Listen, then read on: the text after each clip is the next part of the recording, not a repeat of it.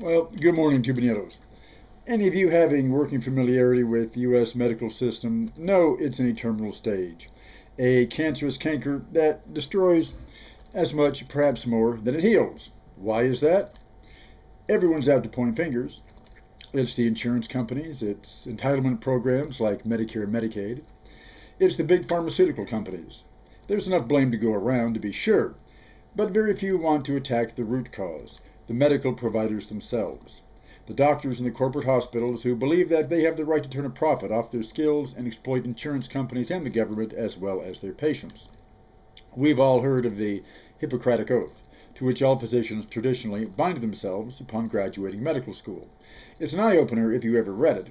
Here's the classic version, beginning with oaths to the various Greek gods. It goes on here, I will apply dietic measures for the benefit of the sick according to my ability and judgment. I will keep them from harm and injustice. I will neither give a deadly drug to anybody if asked for it, nor will I make a suggestion to this effect. In purity and holiness I will guard my life and my art. I will not use the knife, even on sufferers from stone, but will withdraw in favor of such men as are engaged in this work. Between the tiny print and my eye going out, we're going to have fun with this. Whatever houses I may visit, I will come for the benefit of the sick, remaining free of all intentional injustice, of all mischief, and in particular of sexual relations with both male and female persons, be they free or slave. What I may see or hear in the course of treatment, or even outside of the treatment, in regard to the life of men, which in no account will spread abroad, I will keep myself holding such things shameful to be spoken about. If I fulfill this oath and do not violate it, may it be granted to me to enjoy life and art, being honored with fame among all men for all time to come. If I transgress it and swear falsely, may the opposite of all this be my lot. Okay, and here's the modern 1964 version, also frequently used in the USA. I swear to fulfill to the best of my ability and judgment this covenant. I will respect the hard-won scientific gains of those physicians in whose steps I walk, and gladly share such knowledge as is mine with those who are to follow.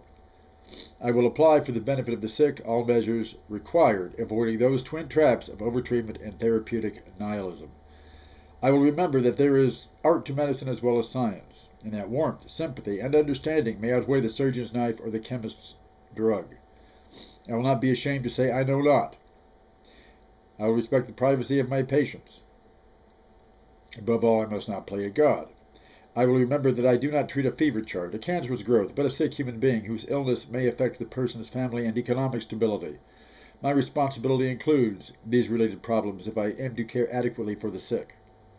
I will prevent disease whenever I can, for prevention is preferable to cure. I will remember that I remain a member of society with special obligations to my fellow human beings, all my fellow human beings, those sound of mind and body as well as the infirm. If I do not violate this oath, may I enjoy life and art, respected while I live and remembered with affection thereafter. May I always act so as to preserve the finest traditions of my calling, and may I long experience the joy of healing those who seek my help. I do believe that the modern generation of doctors in this country have never seriously considered the words they forswore to. It was just a ritual to get the degree on the office wall. Just like a marriage vow is a necessary price to pay to get to a new spouse's earning potential as a doctor. That being the case, we see American medicine is based on a Hippocratic Oath. Think I'm exaggerating?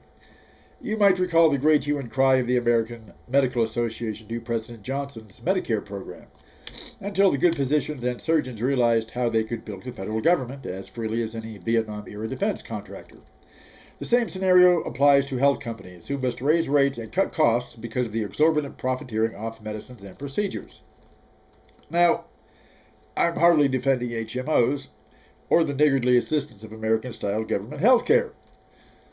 But let's put real blame where it belongs, on you, Mr. Doctor, for thinking you have some natural or God-given right, take your choice there, to make a buck off your patient's sickness and desperation. For this you are an exploiter, every bit as tyrannical, unjust, and black-hearted as an employer of indentured child labor in a Bangladesh sneaker factory. I won't go into the analogy of the Albanian pimp of underage Russian prostitutes in Greece.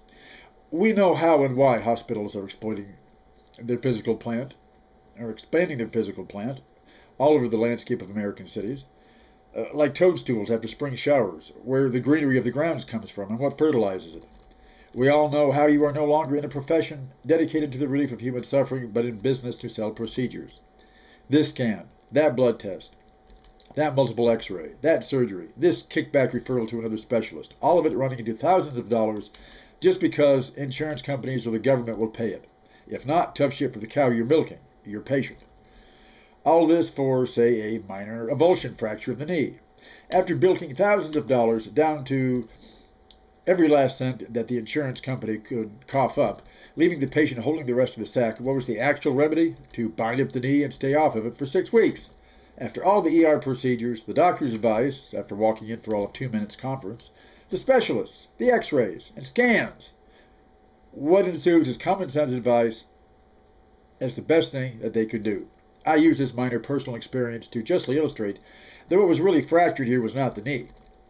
According to an American Medical Association study of 2009, as reported by CNN, more than 60% of U.S. bankruptcies of 1.5 million persons in that year alone were brought about by medical bills. These were not black ghetto deadbeats, let's cut to the chase here, but white, educated, middle-class homeowners who saw all they've worked for, all their savings destroyed. Not by the sickness they suffered, but by you, Mr. Doctor, for being a greedy, selfish cunt of a pig.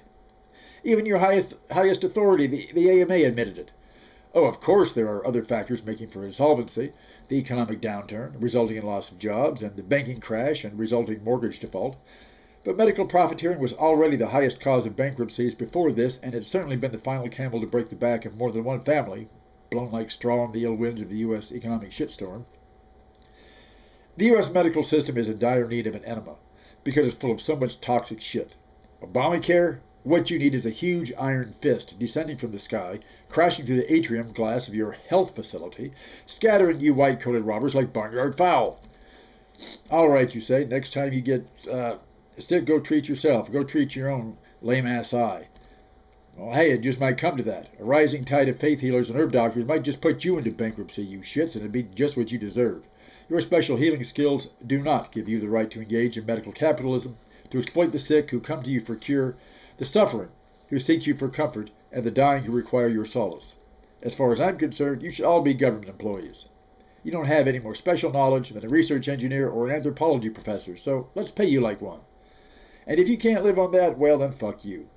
We'll train bright ghetto kids who will be proud to be doctors, who might give something back to their home communities other than bankruptcy and suicide, who might take their oath to do their patient no harm, seriously, instead of as a means to an end, to enjoy a lord's estate of the broken and dying, like sliming, weaseling bastards. As for all you immigrant doctors out there looking to make a killing off rich white fat asses in the U.S. medical system, carry your goddamn asses back home, to India, Russia, China, Syria, where your services are really needed. People in your home countries die like maggots in a ditch, and you could care less, so fuck you too. So, knock upon my phone. Go away. All right. No rest here.